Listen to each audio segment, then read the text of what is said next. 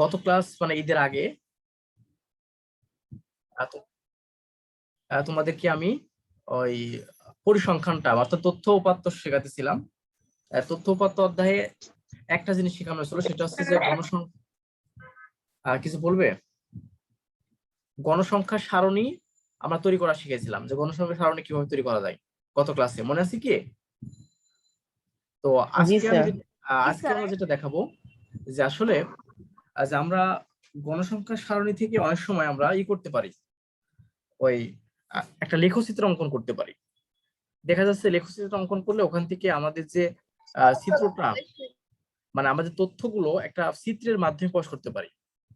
আমরা যেমন তথ্যগুলো একটা গণসংখ্যা সারণী তৈরি করছিলাম গত দিনকে, গণসংখ্যা সারণীর মাধ্যমে আমরা কিন্তু দেখিয়েছিলাম। এরপরে এই তথ্যগুলো কিন্তু আমরা একটা চিত্রের মাধ্যমে আমরা কিন্তু প্রকাশ করতে পারি। অনেক সময় তোমরা দেখো, যেমন খেলাধুলা দেখো, অনেক সময় একটা স্যার আসসালামু প্লেয়ারের, আলাইকুম। ওয়ালাইকুম আসসালাম, একটি দেশের দলের সাথে অন্য একটা দেশের দলের রানের কম্পেয়ার করে বা অন্য কিছু কম্পেয়ার করে, দেখবা যে ওখানে কিছু চিত্র অঙ্কন হয়। এই চিত্র দেখে কিন্তু আমরা সহজে অনুমান করতে পারি যে আসলে যে কোনটা ভালো বা কোনটা হচ্ছে ভালো না, এই বিষয়গুলো কিন্তু আমরা মানে চিত্র দেখে বলতে পারি। এই যে তথ্যগুলো, আমরা যে তথ্যগুলো যে গণসংখ্যা সারণী তৈরি করলাম, সেই তথ্যগুলো যদি আমরা চিত্রের মাধ্যমে প্রকাশ করি বা অর্থাৎ লেখচিত্রের মাধ্যমে প্রকাশ করতে পারি, তো লেখচিত্রের মাধ্যমে প্রকাশ করার পরে ওইটাকে অতি সহজেই আমরা কিন্তু কোনো কিছু বলতে পারি যে আসলে এটা কেমন হবে চিত্রের মাধ্যমে, আবার ওইটা দেখতে অনেক সুন্দর হয়। তার ভিতরে দুইটা জিনিস আমরা এখানে শেখাবো, সেটা হচ্ছে একটা আয়তলেখ, আয়তলেখ, আর আরেকটা হচ্ছে কি পাইচিত্র, পাইচিত্র। এই দুইটা জিনিস তোমাদেরকে আমরা এখন আজকে দেখাবো। মানে আমাদের যে ক্লাস 8 যে বিষয়গুলো আছে সেটার ভিতরে আমরা শিখবো হচ্ছে আয়তলেখ আর আছে পাইচিত্র। অর্থাৎ আমাদের যে তথ্যগুলো আছে সেই তথ্যগুলো আমরা একটা লেখচিত্রের সাহায্যে আমরা দেখাবো, সেটাকে বলবো কি আয়তলেখ। কথা কি বুঝতে পারছো? হুম। জি স্যার। মানে আমরা আমরা যেখানে এটা যে গণসংখ্যা সারণী যখন তৈরি করছিলাম, তো গণসংখ্যা সারণীতে তৈরি করলামই, ওটা তো জাস্ট তথ্যগুলো একটা সারণীর মাধ্যমে প্রকাশ করলাম। তো ওই বিষয়টাই আমরা করব কি এখন, আর ওই গণসংখ্যা সারণীতে তৈরি করব না, সেই তথ্যগুলো আমরা করব কি আয়তলেখ আর আছে পাইচিত্রে এটাতে বসাবো। বিষয়টা বুঝতে পারছো? বিষয়টা অর্থাৎ লেখের মাধ্যমে আমরা ওই তথ্যগুলো প্রকাশ করব, লেখের মাধ্যমে এটা প্রকাশ করব। এখন তোমরা খেয়াল করে দেখো, প্রথম যে বিষয়টা আছে আয়তলেখের কথাটা আছে, তো আয়তলেখের বিষয়টা যেটা দেখতেছো যে আহ আয়তলেখ মানে কি, এটা মূলত আয়তক্ষেত্র থেকে আসছে। আমাদের যে আয়তক্ষেত্র কেমন হয় দেখো তো, আয়তক্ষেত্র মোটামুটি এমন হয় না বলো? এটাকে একটা আয়তক্ষেত্র বলতে পারি না? এটা একটা আয়তক্ষেত্র বলতে পারি। এই জি যে স্যার। আমাদের যে লেখ গুলো পাবো আমরা, সেই লেখগুলো মোটামুটি সবগুলোই এই যে আয়তের মতো, যার কারণে আমাদের নাম দেওয়া হয়েছে আয়তলেখ। আমরা যে লেখচিত্রটা অঙ্কন করব সেটার নাম দিয়েছি আয়তলেখ। কারণটা কি, আমাদের যে এখান থেকে লেখগুলো পাবো বা লেখচিত্রগুলো যেটা পাবো, সেই লেখচিত্রগুলো সব মোটামুটি হচ্ছে আয়তের মতো, যার কারণে আমাদেরকে এটার নাম দেওয়া হয়েছে আয়তলেখ। এখন একটা খেয়াল করে দেখো, তোমাদেরকে আমি একটু সহজ একটা কথা বলি। মনে করো যে কিছু বললাম, খেয়াল করে দেখো, আয়তলেখ আঁকার ক্ষেত্রে আমাদের এটা খেয়াল করতে হবে যে আমাদের যে লেখচিত্র যে নেব সেটাকে এভাবে দুটো অক্ষরেখা তৈরি করব। অক্ষরেখা যদি নিই, এটা এক্স, এক্স প্রাইম, আর এটা হবে ওয়াই, ওয়াই প্রাইম, মনে করো এরকম করে আমরা আঁকাই নিলাম। এখন খেয়াল করে দেখো, মনে করো যে এখন যে এক্স বরাবর, খেয়াল করে দেখো আমরা যখন ওই যে গণসংখ্যা সারণী তৈরি করছিলাম, মনে আছে? গণসংখ্যা সারণীতে কি কি ছিল বলতে পারবা? গণসংখ্যা সারণীতে আমাদের কি কি ছিল? গণসংখ্যা সারণী ছিল একটা ছিল যে গণসংখ্যা, শ্রেণী ব্যক্তি। হ্যাঁ একটা ছিল শ্রেণী ব্যাপ্তি, হ্যাঁ শ্রেণী ব্যবধান বা শ্রেণী ব্যাপ্তি একই কথা। হ্যাঁ, তাহলে শ্রেণী ব্যাপ্তি, আর একটা ছিল হচ্ছে গণসংখ্যা, গণসংখ্যা। এখন বিষয়টা হচ্ছে যখন আমরা এই তথ্যগুলোকে লেখের মাধ্যমে প্রকাশ করব, তখন এই যে শ্রেণী ব্যাপ্তি দেখতেছো সেটা হবে এক্স অক্ষ বরাবর, মনে থাকবে? আমি আবার বলি, এখানে যে শ্রেণী ব্যাপ্তির জি স্যার। গণসংখ্যা ছিল, শ্রেণী ব্যাপ্তির গণসংখ্যা ছিল, এই তথ্যগুলোকে যখন আমি লেখচিত্রের মাধ্যমে প্রকাশ করবো, অর্থাৎ আয়তলেখের মাধ্যমে প্রকাশ করতে চাচ্ছি, তখন তখন হবে কি, এখানকার যে শ্রেণী ব্যাপ্তিটা আছে সেটা হবে এক্স অক্ষ বরাবর, আর এখানে যে গণসংখ্যাটা আছে সেটা হবে কি ওয়াই অক্ষ বরাবর। কথা কি মনে থাকবে? আমি কি বললাম? জি তাহলে এই স্যার। বরাবর হবে হচ্ছে শ্রেণী ব্যাপ্তি, মানে এই বরাবর মানে এক্স অক্ষ বরাবর, এটা হবে শ্রেণী ব্যাপ্তি বা শ্রেণী ব্যবধান যাই বলো। আর এই বরাবর যেটা হবে সেটা হচ্ছে গণসংখ্যা, এটা হবে কি গণসংখ্যা। তাহলে আমরা এখানে একটা জিনিস বুঝতে পারলাম যে যেটা আমরা যদি আয়তলেখ আঁকতে চাই, সে আয়তলেখ আঁকার ক্ষেত্রে এক্স অক্ষ বরাবর শ্রেণী ব্যাপ্তি নিতে হবে, আর ওয়াই অক্ষ বরাবর হচ্ছে গণসংখ্যা নিতে হবে। কথা কি বুঝতে পারছো? জি স্যার। তাহলে এখন মনে করো যে আমি শ্রেণী ব্যাপ্তি দিলাম এখানে 5 থেকে 10, মনে করো দিলাম 5 থেকে 10, গণসংখ্যা দিলাম আমি 4, গণসংখ্যা 4 দিলাম। তাহলে এখন শ্রেণী ব্যাপ্তি কোন দিকে হবে? এক্স অক্ষ বরাবর। আবার একটা দিলাম, দেখো 10 থেকে এখানে দিলাম হচ্ছে কি 15, 10 থেকে 15 দিলাম, এটা 15 কিন্তু 15 দিলাম, আর এখানে দিলাম মনে করো যে 5। কথা কি বুঝতে পারছো? মনে করো এটা দিলাম, তাহলে আমি কিভাবে আঁকবো? খেয়াল করো, আমি বললাম কি শ্রেণী ব্যাপ্তি যেদিকে থাকবে, মানে কোন দিকে থাকবে? এক্স অক্ষ বরাবর, আর গণসংখ্যা থাকবে হচ্ছে ওয়াই অক্ষ বরাবর। এখন খেয়াল করে দেখো, যখন আমি শ্রেণী ব্যাপ্তি 5 থেকে 10 নিব, মনে করো যে আমি এখান থেকে এইটুকু নিলাম আছে 5 থেকে 10, যদিও আমরা গুনে গুনে করব, আমি দেখাবো এটা বিষয়। তো এ থেকে 5 থেকে 10 এই পর্যন্ত, আর উপরে গণসংখ্যা কত? 4। তাহলে আমি উপরের দিকে 4 লিখবো, লিখে এভাবে আমরা যুক্ত করে দেবো। তোমরা তো ক্লাস 7-এ কোর্স এটা করনি? জি স্যার। তারপরে যখন হচ্ছে আবার 10 থেকে 15 নিব, 10 থেকে 15 গুণকে এই পর্যন্ত, সেক্ষেত্রে কয়টা? 5টা। তাহলে কি হবে? এটা 5 পর্যন্ত গুণে এভাবে আমরা যুক্ত করে দেবো। এইভাবে আমাদের আয়তলেখ হয়। তো আমি এখন একটা গ্রাফ পেপারে তোমাদেরকে আমি একটা এক্সাম্পল দেখালে তোমরা বিষয়টা ক্লিয়ার হবা। তো আমি প্রথমে তোমাদেরকে আমি একটা গ্রাফ পেপার দেখাচ্ছি। দেখো এখন তুমি জাস্ট আমি প্রথমে যেটা দেখালাম, যে একটা আয়তলেখ আঁকতে হলে কি করা লাগে। আয়তলেখ আঁকতে হলে আমাদের যে লেখচিত্রটা আছে, মানে গ্রাফ পেপারটা আছে, সেই গ্রাফ পেপারের এ বরাবর এক্স অক্ষ আর এ বরাবর ওয়াই অক্ষ টেনে নিতে হয়। এরপরে হচ্ছে কি, যে যেটা আছে এক্স অক্ষ বরাবর সেটা বরাবর শ্রেণী ব্যাপ্তি নিতে হয়, আর ওয়াই অক্ষ বরাবর গণসংখ্যা নিতে হয়, নিয়ে আমাদেরকে আয়তলেখ আঁকতে হয়। ঠিক আছে, এখন আমি একটা এক্সাম্পল দিলে তোমরা বিষয়টা ক্লিয়ার হবে। আমি গ্রাফ পেপারের সাথে আমি এটা দেখাচ্ছি, গ্রাফ পেপার দেখে তাহলে তোমার বিষয়টা আরো ক্লিয়ার হবে। দেখো আমি একটা গ্রাফ পেপার নিতেছি, আমি একটা গ্রাফ পেপার নিলাম। তাই তোমাদেরকে প্রথমে কি কাজ করতে বললাম, যে তুমি যদি এটাকে আয়তলেখ আঁকতে চাও তাহলে তোমাকে প্রথমে কি করতে হবে? আমি একটু কলম দিয়ে করলাম, কারণ তোমরা কলম দিয়ে না করলে এটা বুঝতে পারবে না। ঠিক আছে, প্রথমে গ্রাফ পেপার এভাবে হাতে নিবে, নিয়ে এক্স অক্ষ এবং ওয়াই অক্ষ চিহ্নিত করবে। কথা কি ক্লিয়ার? এগুলো তথ্যগুলো, হ্যাঁ জি স্যার। জি স্যার। দেখো খেয়াল করে, আমরা প্রথমে করলাম কি, এই যে গ্রাফ পেপারটা নিলাম, হাতে নেওয়ার পরে তোমাদেরকে আগে প্রশ্ন না দিলে তো বুঝবা না, প্রশ্নটা আগে দেখাই। মনে করো তোমাকে একটা প্রশ্ন দেওয়া হলো, এরকম একটা প্রশ্ন বললো যে নিচে 50 জন শিক্ষার্থীর উচ্চতার গণসংখ্যা নিবেশন দেওয়া হলো, একটি আয়তলেখ আঁকতে হবে। তোমাকে এটা বলা হলো, মানে 50 জন শিক্ষার্থীর উচ্চতার গণসংখ্যা নিবেশন দেওয়া হলো, একটি আয়তলেখ আঁকতে হবে। ঠিক আছে, দেখো একটা সারণী দেওয়া আছে, সারণীটা এমন, এই বরাবর দেওয়া আছে শ্রেণী ব্যাপ্তি, আর এটা হচ্ছে গণসংখ্যা। তো শ্রেণী ব্যাপ্তি 114 থেকে শুরু করে 124-এর ভিতরে গণসংখ্যা আছে 3, মানে এভাবে দেওয়া আছে এটা। তাই তোমাদেরকে আমি বললাম কি, যদি এ ধরনের প্রশ্ন থাকে তাহলে আয়তলেখ যদি আঁকতে বলে তাহলে কি হবে? এক্স অক্ষ বরাবর শ্রেণী ব্যাপ্তি হবে, আর ওয়াই অক্ষ বরাবর হচ্ছে গণসংখ্যা হবে। মনে করো এই প্রশ্ন তোমাকে দেওয়া হয়েছে, এখন এখান থেকে আয়তলেখ আঁকবা। ঠিক আছে, তাহলে আমি কি বললাম? এক্স অক্ষ বরাবর থাকবে শ্রেণী ব্যাপ্তি, আর ওয়াই অক্ষ বরাবর থাকবে কি? গণসংখ্যা। কথা কি বুঝতে পারছো? জি স্যার। ওকে, তাহলে আমরা করলাম কি, প্রথমে আমি করলাম কি, গ্রাফ পেপারটা নিলাম, গ্রাফ পেপারটা নিয়ে এটাকে অরিজিন দিলাম। এটা অবশ্যই এইভাবে হবে, তীর চিহ্ন দিয়ে দিবা, কারণ অসীম চলতেছে এটা। এইভাবে আমরা তীর চিহ্ন দিয়ে এটাকে আমি অরিজিন দিলাম, এটা এক্স প্রাইম বললাম, আর এটা আছে ওয়াই, আর ওয়াই প্রাইম বলে নিলাম। দিয়ে আমরা কিন্তু দেখো অক্ষরেখাগুলো আঁকায় ফেললাম, দেখছো বিষয়টা? জি স্যার। হ্যাঁ, অক্ষরেখাগুলো আমি আঁকায় ফেললাম। এখন খেয়াল করে দেখো প্রিয় শিক্ষার্থীবৃন্দ, যে তোমাদের তাহলে কি হবে, এই বরাবর হবে আমাদের কি শ্রেণী ব্যক্তি, আর এই বরাবর হবে কি গণসংখ্যা। তো আমরা হ্যাঁ একটা একটা কাজ করি, সেটা হচ্ছে আমরা একটা বলে নিই এই জায়গাটাই, সেটা হচ্ছে আমরা করব কি স্কেল নির্ধারণ করতে হয়। তোমরা কি জানো এটা স্কেল নির্ধারণ করতে হয়? সেটা হচ্ছে দেখো, আমি যদি ধরি যে এক্স অক্ষ বরাবর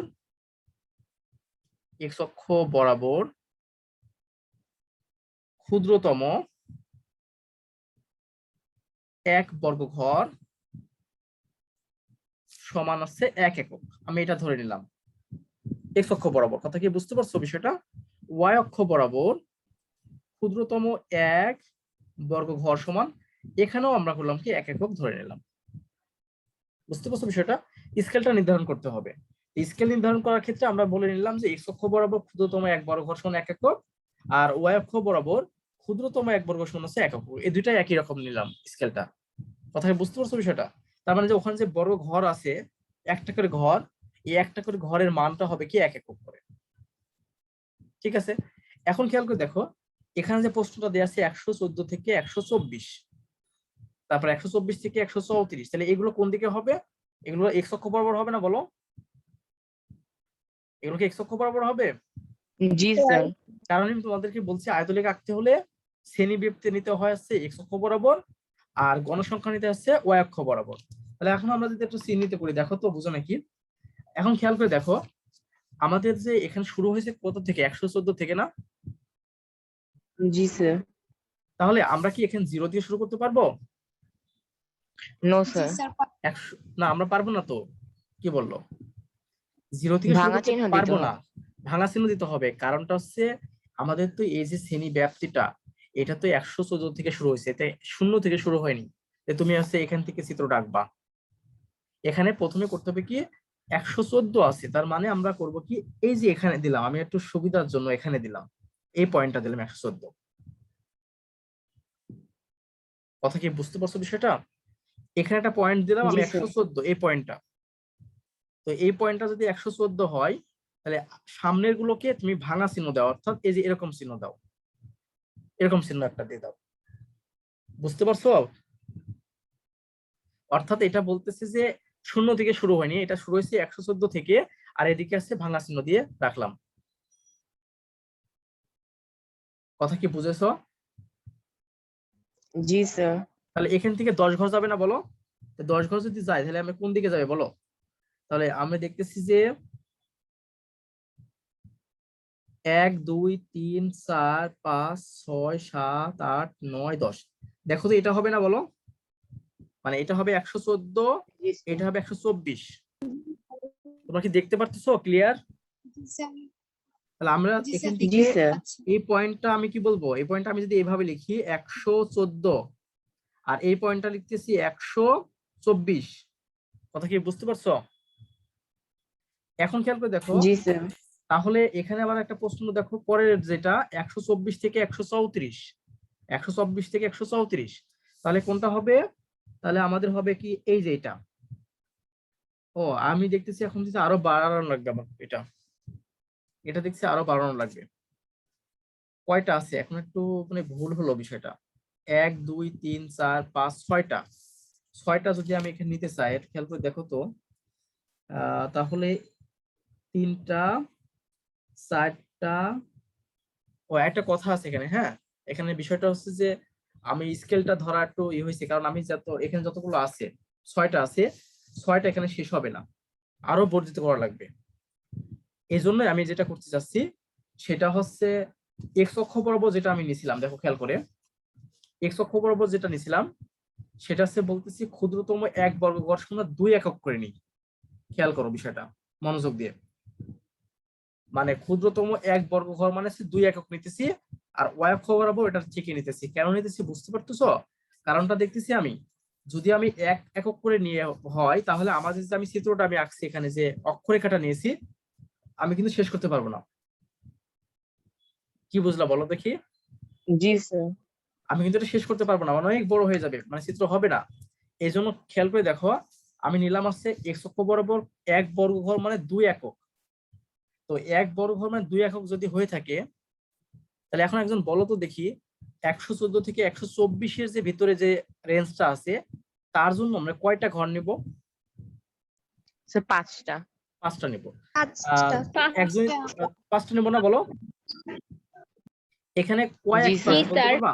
আমি তোমাদের একটু ঐকিক নিয়মের মতো করে দেখাচ্ছি।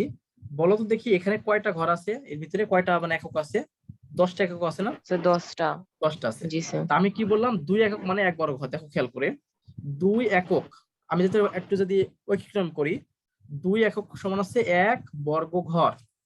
আমি যদি একটু ক্যালকুলেশনটা করে দিই, 2 একক মানে 1 বর্গ ঘর, সুতরাং 1 একক সমান হচ্ছে হাফ বর্গ ঘর। সুতরাং হচ্ছে কত? 10 একক সমান হচ্ছে কত হবে? 10/2 বর্গ ঘর, অর্থাৎ হচ্ছে 5 বর্গ ঘর। বুঝতে পারলা বিষয়টা? ক্লিয়ার? বুঝেছো এটা কি? জি স্যার। তার মানে আমরা এভাবে আমরা বের জি করতে পারি। তার আমরা বুঝতে পারতেছি এখানে যে রেঞ্জটা দেয়া আছে অর্থাৎ 10 একক করে, তাই 10 এককের জন্য আমরা নিব হচ্ছে 5 ঘর। এই যে আমরা এখান থেকে বের করে দিলাম, দেখো তোমরা একটু দেখে নাও, 5 বড় ঘর আমরা নিব। তাহলে এখন খেয়াল করে দেখো, তাহলে আমরা 5 বড় ঘর নিলে তাহলে কি হবে? 1 1 2 3 4 5, এটা হবে না বলো? এটা হবে 124, এটা হবে 124। ওকে, এই পয়েন্টটা হবে 124 পয়েন্ট। তাহলে এইটা হবে 124 না, এটা হবে 134 পয়েন্ট। কি বুঝলা এটা? এই যে 134 থেকে শুরু হবে এটা, এই যে প্রশ্ন 134 থেকে 144। তাহলে আমরা যদি এভাবে কাউন্ট করি তাহলে এটা হবে 134। এই তোমরা কি বুঝতেছো? জি স্যার। তাহলে এটা হবে কত? হ্যাঁ, তাহলে এটা হবে 144, এই যে এটা। তাহলে এটা হবে জি স্যার। 144, এই যে এই পয়েন্ট আমি এইভাবে লিখলাম 144। এটা হবে 154, এটা হবে 164, আর এইটা হবে 174। দেখো এই পয়েন্টগুলো আমরা এক্স অক্ষ বরাবর নিয়ে নিলাম। কারণ আমি কেন নিয়ে নিলাম? কারণ তোমাদেরকে আমি বলছি যে আমরা যখন আয়তলেখ আঁকবো, তোমাদেরকে আমি বারবারই বলতেছি, যখন আয়তলেখ আঁকবো তখন শ্রেণীব্যাপ্তি যেটা থাকবে সেটা লিখবো এক্স অক্ষ বরাবর, আর গণসংখ্যা যেটা থাকবে সেটা লিখবো কি ওয়াই অক্ষ বরাবর। তো শ্রেণীব্যাপ্তি ছিল 114 থেকে 124, 124 থেকে 134, এগুলো ছিল। যার কারণে আমরা করলাম কি, সেই পয়েন্টগুলো আমরা এক্স অক্ষ বরাবর নিয়ে নিলাম। কথা ক্লিয়ার? একটা পয়েন্ট পেয়েছি, এইটা পেয়েছি, এটা, এইভাবে পয়েন্টগুলো আমরা পেয়ে গেলাম। কথা কি বুঝতে পারছো এ পর্যন্ত? জি স্যার। এখন খেয়াল করে দেখো তো, এই যে গণসংখ্যা যেটা আছে, এই গণসংখ্যা 114 থেকে 124-এর মাঝে কতটা আছে? দেখো 3টা আছে না? জি স্যার। তা আমি ওয়াই অক্ষ বরাবর কিভাবে স্কেলটা নির্ধারণ করছি? দেখো, ওয়াই অক্ষ বরাবর ক্ষুদ্রতম 1 বর্গ ঘর মানে 1 একক। তাহলে এই যে গণসংখ্যা 3 আছে, তাহলে ওয়াই অক্ষ বরাবর এই রেঞ্জের ভিতরে কয় একক নেব, কয়টা ঘর নেব? 3টা। 3টা নেব। দেখো তাহলে 114 থেকে 124-এর ভিতরে আমরা 3টা নেব, অর্থাৎ এই যে দেখো খেয়াল করে 1 2 3, এই যে এই পর্যন্ত। তাহলে আমরা এভাবে এই যে এভাবে যুক্ত করে দেবো, মানে ওই রেঞ্জটা এভাবে আমরা যুক্ত করে দেবো। দেখো তো বুঝো নাকি এ পর্যন্ত? জি স্যার। বুঝেছি। 124 থেকে 114 থেকে 124 রেঞ্জের ভিতরে গণসংখ্যা ছিল আমাদের 3। তাই প্রথমে আমরা করলাম কিভাবে গুণে নিলাম 1 2 3 দিয়ে এভাবে যুক্ত করে দিলাম। এরপর খেয়াল করে দেখো তো, 124 থেকে 134-এর ভিতরে গণসংখ্যা কত? 5 না? জি স্যার। 5। তাহলে আমরা করবো কি, তাহলে ওয়াই অক্ষ বরাবর এই রেঞ্জের ভিতরে একটা 5 ঘর নিব। তাহলে 5 ঘর যদি নিই তাহলে 1 2 3 4 5, দেখো তো এটা হবে না? জি এটা স্যার। হবে না? এটা হবে। তোমরা কি বুঝতে পারতেছো? মানে কয়েকজন শুধু জিসা জিসা করতেছে, তাছাড়া অন্যজন তো কিছুই মানে রেসপন্স করছে না। তোমরা কি বুঝতে পারতেছো না? জি স্যার আমরা বুঝতে পারতেছি। হ্যাঁ, তারপর দেখো পরের রেঞ্জটা দেখো, কত? 134 থেকে 44। 134 থেকে 44-এর ভিতরে কয়টা আছে? দেখো 10টা না? জি স্যার। তাহলে ওয়াই অক্ষ বরাবর এই রেঞ্জের ভিতর 10 নিব, তার মানে 10 হচ্ছে এইটা। তাহলে আমরা এইভাবে যুক্ত করব, এই যে যুক্ত করে দিলাম। এরপর দেখো 144 থেকে 154-এর ভিতরে আছে 20টা। 144 থেকে 154-এর ভিতরে 20টা, তার মানে এই যে 5 10 15 20, অর্থাৎ হবে হচ্ছে এই যে এতটুকু। যদি একটু পাকা হয়ে গেল আমার লেখাটা, দাগটা। এটা একটু বাঁকা হয়ে গেছে। হ্যাঁ, এই যে দেখো বোঝা নাকি, সুন্দর করে স্কেল দিয়ে টানবা। এটা হলো। এরপর দেখো তো 154 থেকে 164 ভিতরে কয়টা আছে? 8টা আছে না? 8টা। তাহলে আমরা জি করবো স্যার। কি 154 থেকে 164 ভিতরে 8টা মানে এই যে এটা, এই যে 8, এই যে 1 2 3 4 5 6 7 8টা, এটা 8টা, বুঝতে পারছো? এরপর দেখো এটা কয়টা আছে? 4টা। 164 থেকে 174 ভিতরে 4টা, এই 4টা মানে কোনটা হবে? এই যে এটা হবে। যদিও চিত্রটা একটু আমার বাঁকা টাকা হয়ে গেল, আমি স্কেল দিয়ে আঁকিনি, এই জন্য। দেখো বুঝো নাকি? এই তো আমার আয়তলেখ আঁকা হয়ে গেল। তোমরা পেন্সিল দিয়ে, অবশ্যই পেন্সিল দিয়ে আঁকবে, এবং অবশ্যই তোমরা স্কেল ধরে ধরে টানবে। আমি যে টানছি না, বাঁকা বাঁকা হয়ে গেছে, এত সুন্দর হবে কিন্তু এটা, কিন্তু দেখতে অনেক সুন্দর হবে। ঠিক আছে, তখন তোমরা করবে কি, এই যেরকম করে দাগ দিয়ে দিবে। এটা তো জানোই তোমরা সব, এভাবে দিয়ে দিবে। তাহলে আমাদের এটা হয়ে গেল কত? এটা হয়ে গেল কি একটা আয়তলেখ। তাহলে তোমরা কি বুঝতে পারছো আয়তলেখ কিভাবে আঁকতে হয়? জি স্যার। বুঝতে পেরেছি। তার মানে আমাদের এই বিষয়টা হচ্ছে এখানে, যে আমাদের যে তথ্যগুলো গত ক্লাসে যেমন আমরা গণসংখ্যা সারণীতে স্থাপন করছি, আজকে যেটা এটা করতেছি সেটা হচ্ছে একটা লেখের মাধ্যমে করতেছি। মানে তথ্যগুলো একটা লেখের মাধ্যমে আমরা, দেখো এখানে কিন্তু তথ্যটা দেখে, এই লেখটা দেখে কিন্তু তোমরা বুঝতে পারতেছো যে সবচেয়ে গণসংখ্যা বেশি কোথায় আছে? 154 থেকে 144 থেকে 154 মাঝে। এখন তারপরে কোথায় আছে দেখো, এখান জি থেকে স্যার। বুঝতে পারবা দ্বিতীয় বেশি আছে কোনটা, সেটা হচ্ছে 144। দেখো এখান থেকে তুমি নিজেই কিন্তু বুঝতে পারতেছো। হ্যাঁ, এইটাই সবচেয়ে ইম্পর্টেন্ট জিনিস। তোমার তথ্যগুলো একটা চিত্রের মাধ্যমে কিন্তু আমরা সহজেই অনুমান করতে পারি যে আসলে যে কোথায় বেশি আছে বা সবচেয়ে কম কোথায় আছে। আমরা কিন্তু গণসংখ্যা যে সারণী তৈরি করছিলাম, ওখান থেকেও বলতে পারি। তবে ওখান থেকে বলাচ্ছে আমরা যদি চিত্রের মাধ্যমে দেখাই, তাহলে কিন্তু আমরা সহজে কিন্তু আমরা দেখতে পারি, যে কোনো মানুষই বুঝতে পারবে। জি স্যার। কেউ যদি এই পরিসংখ্যান না বুঝে, কেউ যদি এই পরিসংখ্যান মানে তথ্যপাত্র না বুঝে, তাও কিন্তু বলতে পারবে একজন যে চিত্রটা দেখে যে আসলে এখানে সবচেয়ে বেশি আছে। ঠিক না, বলো? জি স্যার।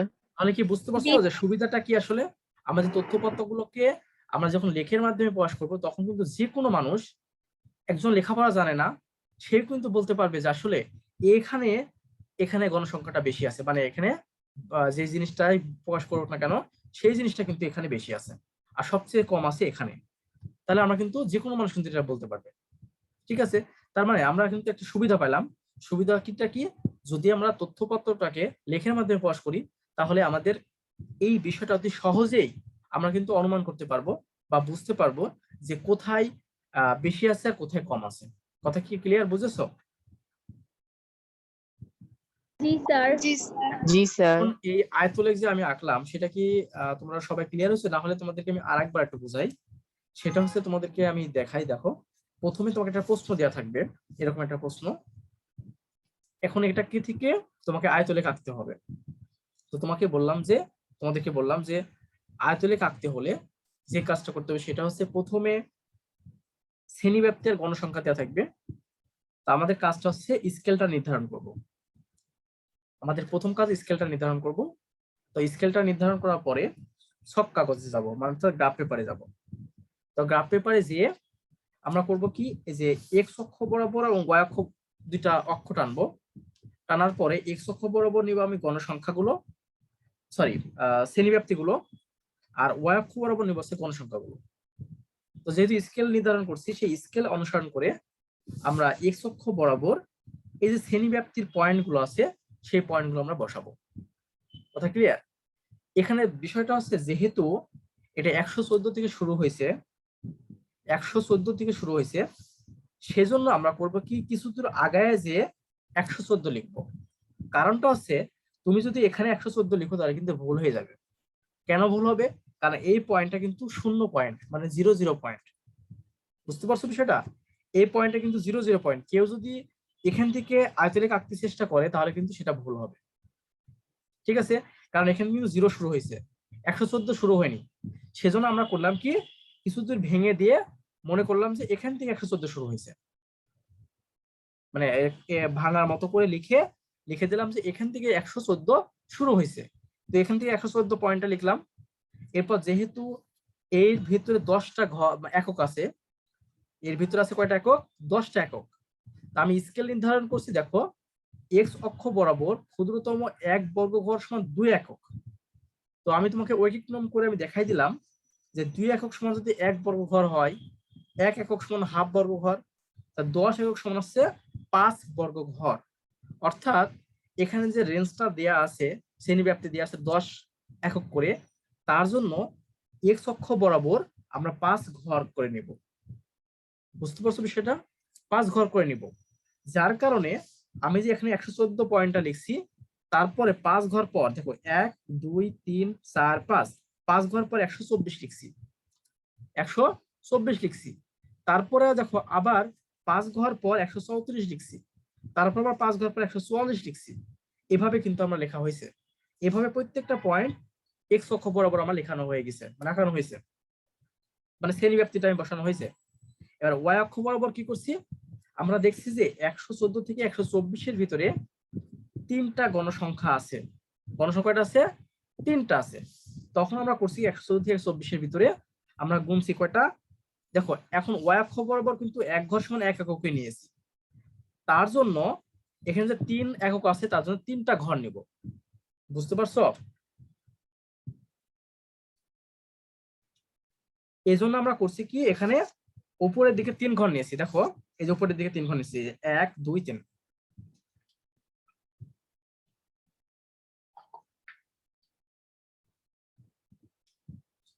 তোমরা কি এ পর্যন্ত ক্লিয়ার বুঝেছো? জি স্যার। এমন ভাবে প্রত্যেকটা ক্ষেত্রে যখন আঁকানো হয়ে গেছে তখন আমরা গোনার পরে এই রেঞ্জের ভিতরে একটা আয়তলেখ আঁকছি, মানে আয়তক্ষেত্র আঁকছি। এই যেভাবে একটা আয়তক্ষেত্র আঁকছি। আবার 124 থেকে 134 এর ভিতরে আমি দেখলাম 5টা আছে, তো 5 গুণে নিছি, 1 2 3 4 5। 5 গোনার পরে এখানে এই রেঞ্জের ভিতরে একটা আয়তলেখ, মানে আয়তক্ষেত্র আঁকছি। এরকম করে সবগুলো আঁকার পর এরকম করে আমি দিয়ে দিছি, তার মানে এখানে আমার যেটা আসলো এটা হচ্ছে একটা আয়তলেখ। এখন তোমাদের কি কোনো প্রশ্ন আছে এখানে, বলো দেখি।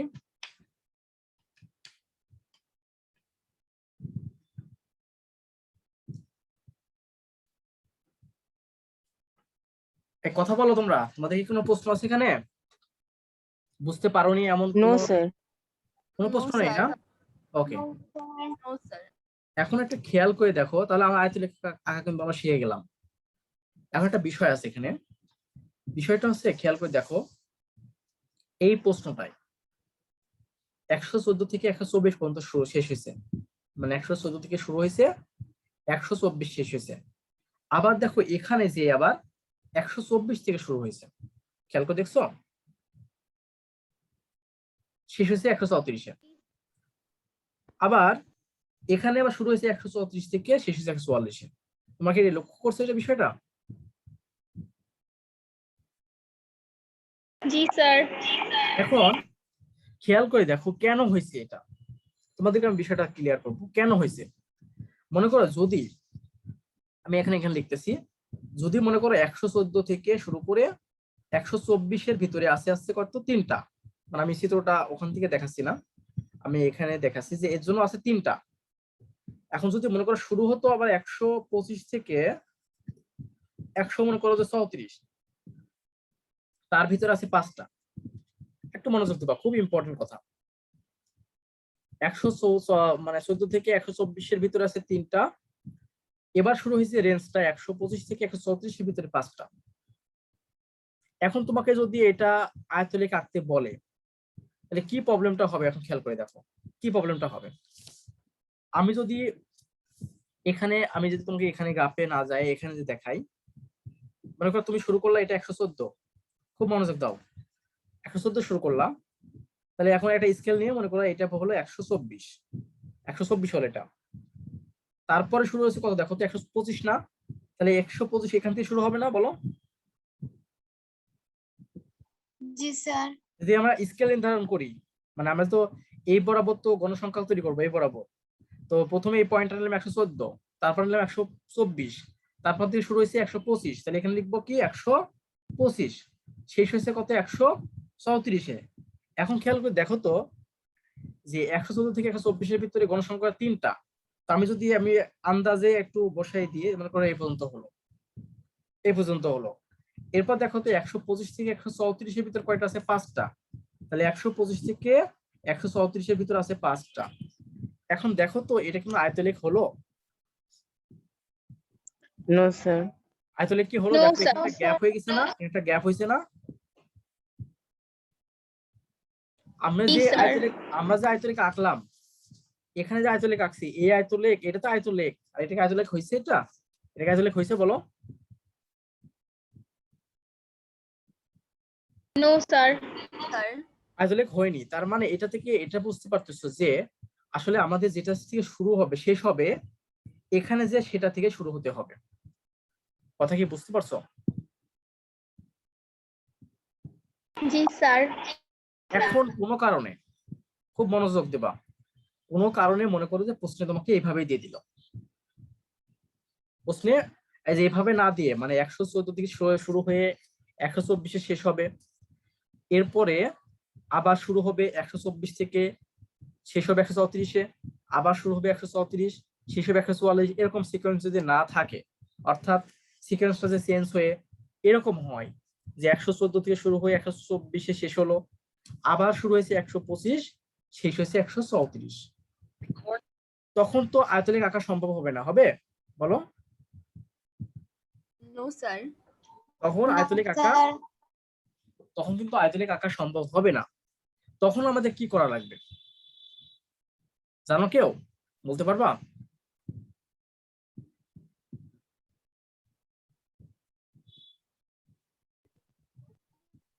কে বলতে পারবে? কে তখন কি করা লাগবে যদি প্রশ্ন এরকম দিয়ে দিয়েছে, তখন কি করবে?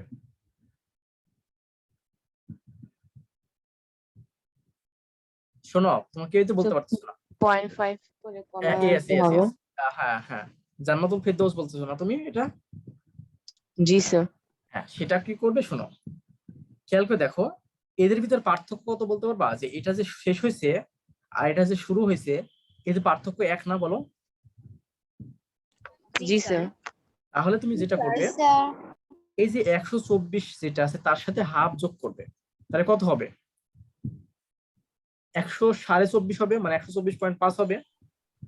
আর এখানে যে জি স্যার। 125 আছে, এখানে যে 125 আছে সেটাকে তোমরা হাফ কমাবে। হাফ যদি কমায় তাহলে কত হবে? 124.5 হবে না? তাহলে এটাকে যদি আমি অ্যাডজাস্টমেন্ট জি করি, স্যার। এটাকে অ্যাডজাস্টমেন্ট যদি করি, তাহলে কেমন হয় বলতো? 114 থেকে শুরু হয়েছে, আমি বললাম কি এটা যেটা আছে লাস্ট যেটা, এটাকে আমরা করবো কি হাফ বাড়াবো। হাফ বাড়ালে কত হবে? 124.5। কথা ক্লিয়ার?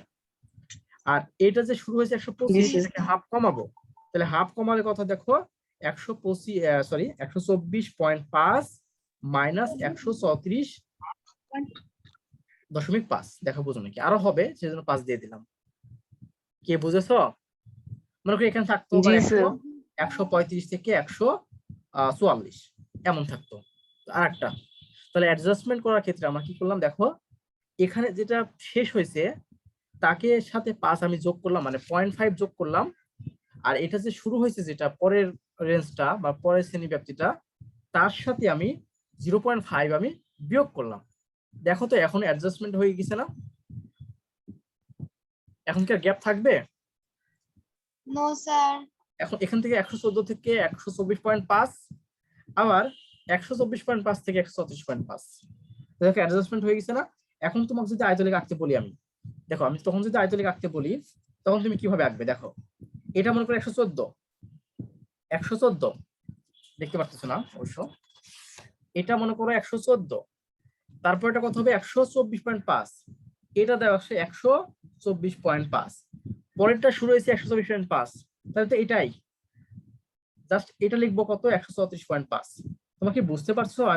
আমি কিন্তু ক্লিয়ার না, তোমরা কি বুঝতে পারতেছো? জি স্যার, বুঝতে পারছি। অ্যাডজাস্টমেন্ট হয়ে গেছে না?